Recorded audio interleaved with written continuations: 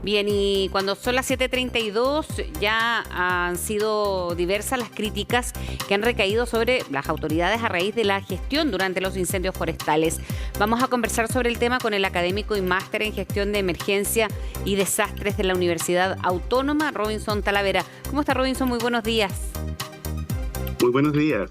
Bueno, ¿cuál es su mirada en torno a cómo se ha gestionado la emergencia en la región de Valparaíso? Bueno, yo creo que ha habido una increíble disposición de recursos y hay que poner en cuenta que esto es responsabilidad de todos, ¿ya?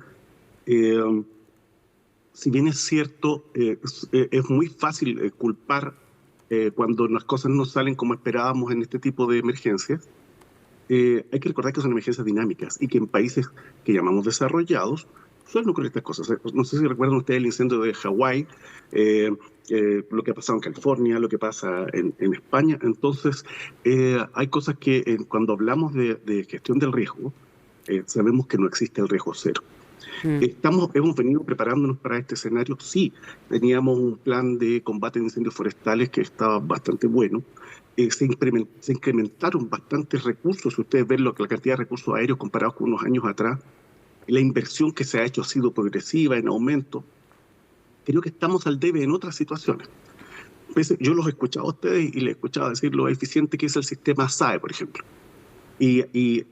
Unos 1 o 2 años atrás, en diciembre del año 22, hablamos con ustedes en una entrevista precisamente acerca de los tipos de evacuaciones. Yo quiero traer a la mente solamente algo que me dijo una persona hace unos meses atrás. Me dijo, en el incendio de Aculeo me llegó la alarma SAE, traté de salir y me dirigí exactamente hacia el foco del incendio, porque las alarmas SAE aún no dicen cuál es la emergencia y dónde. Solo dice evacúe y menciona los sectores que está evacuando, ¿cierto? Entonces, la gente todavía no está bien familiarizada con esto, entiendo yo.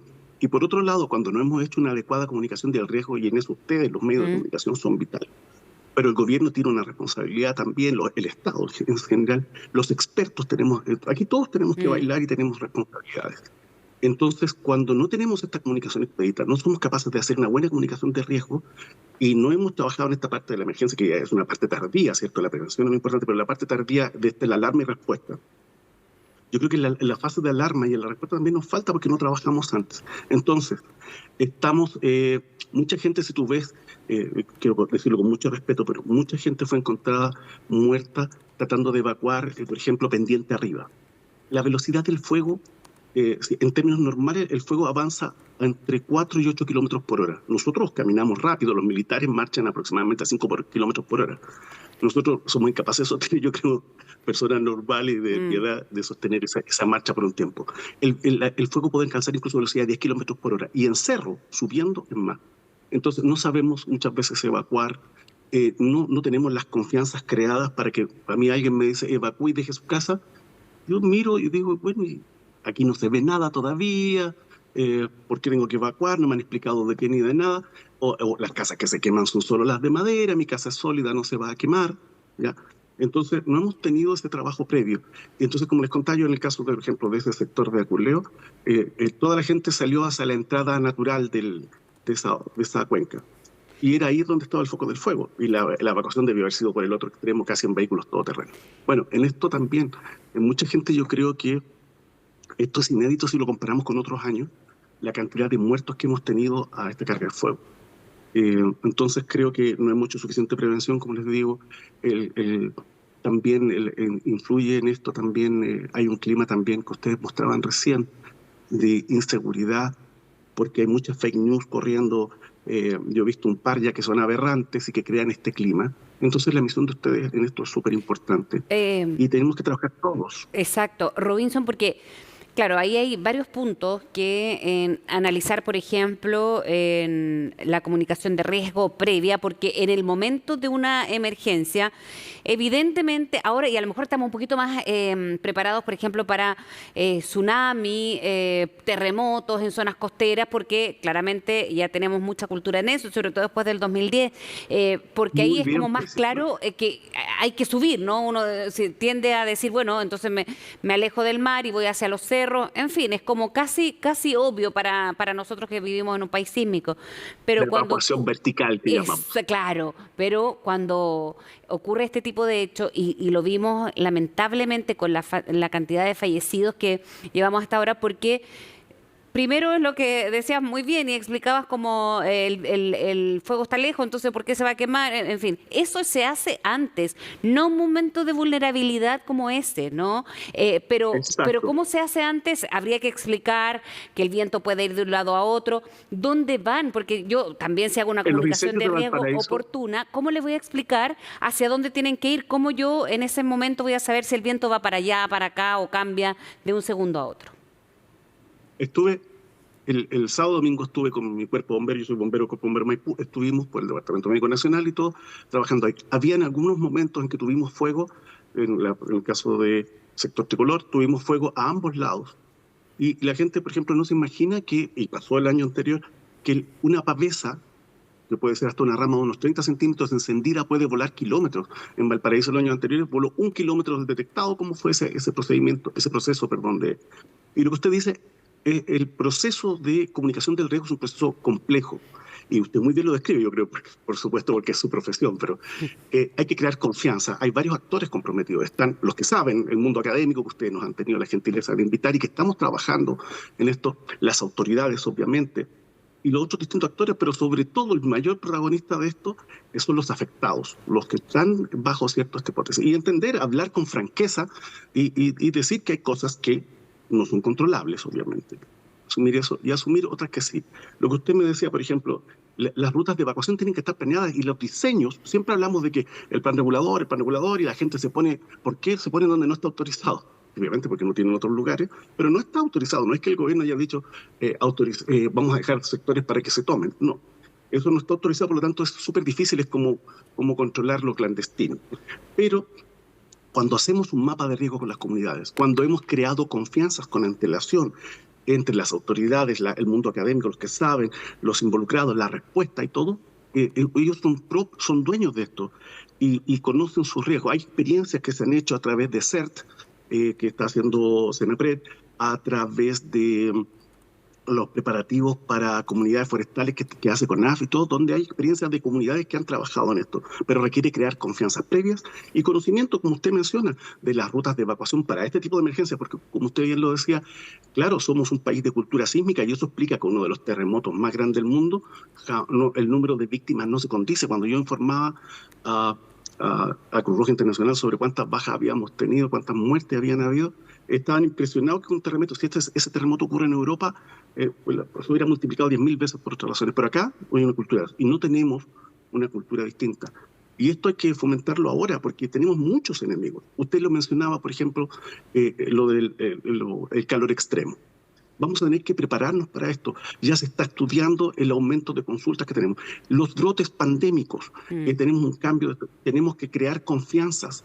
Lo hicimos cuando, yo recuerdo la experiencia del H1N1, que fue el primer azote grande, no quiero hablar del ébola o del SARS, pero aquí trabajamos muy bien y hubo gran transparencia de parte del gobierno y confianza en la gente, porque se decía, había países que guardaron por razones políticas, no voy a mencionar el caso, pero que después se destaparon y hubieron renuncias de ministros de salud y escándalos, pero porque taparon información. Acá se dijo exactamente día con día cuántos pacientes había. Y llegamos a tener 11.000 pacientes y una transparencia total y la gente tenía confianza. Se trabaja también con gente que multiplica. Hay que tener un solo mensaje, un mensaje constructivo, ¿cierto? Un vocero, un discurso. Y hay entes multiplicadores de ese discurso, como por ejemplo la Cruz Roja, el Bote Salvavidas, los bomberos. Hay que involucrar distintos actores. Recordemos qué pasó cuando no involucramos, por ejemplo, actores como los líderes religiosos de las comunidades en pandemia. Y después tuvimos reuniones religiosas donde se propagó el virus y si hubiéramos trabajado de un principio con esos actores religiosos, ellos hubieran orientado como un ente validador el mensaje que teníamos las autoridades o que teníamos los académicos.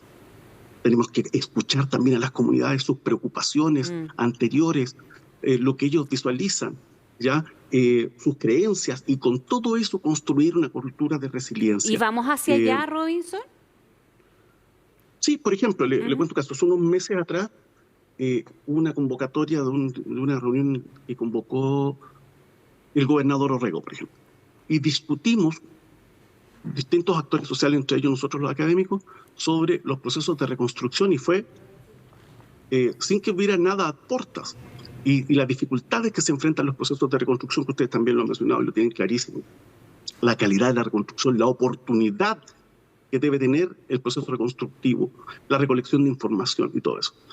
Y ahí creo que varios actores coincidimos en la incorporación del protagonismo comunitario como un factor radical.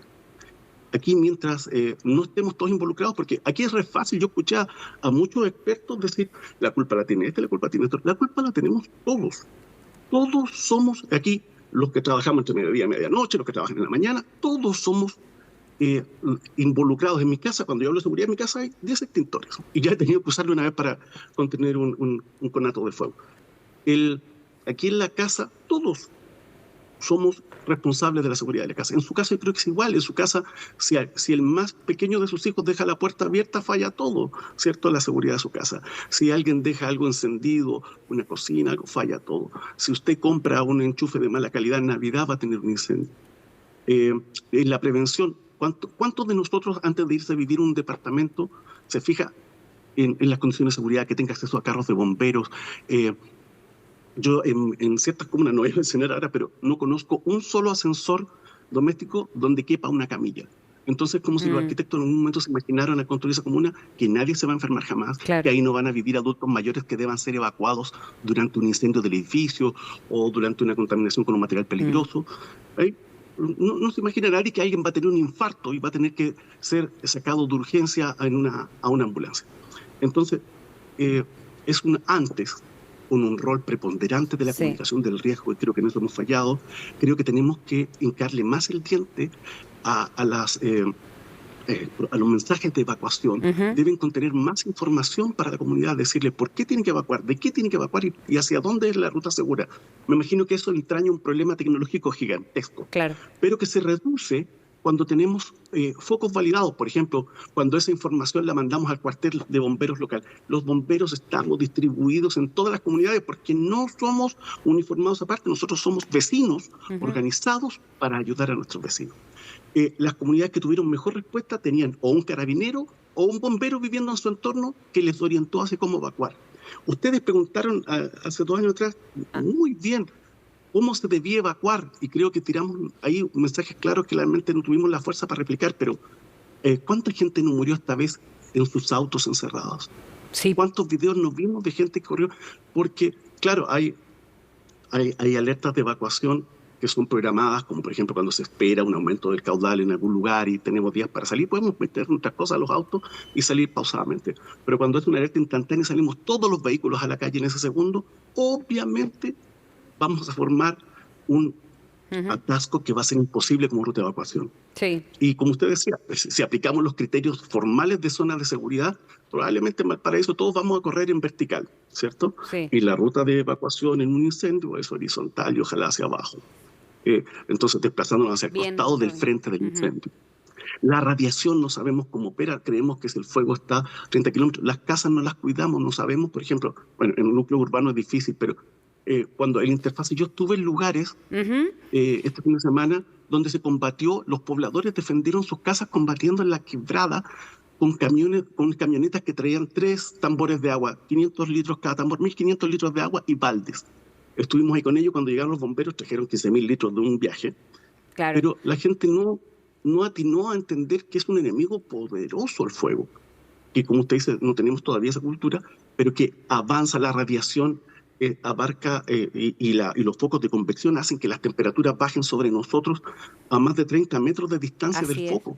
Y eso prende nuestras casas con una facilidad increíble, sean del material que sean. Claro. Entonces, Y Perdón, sí. y eso es precisamente lo que hemos escuchado, ¿no? En varios testimonios recogidos en estos días. Robinson Talavera, queremos agradecerle por haber estado con nosotros esta mañana, que tenga muy buen día y bueno, comunicación de riesgo por sobre todo, así que le agradecemos por estar con CNN. Por favor, muchas gracias. Que esté muy bien, buen día. Igualmente. Bueno, y en medio de este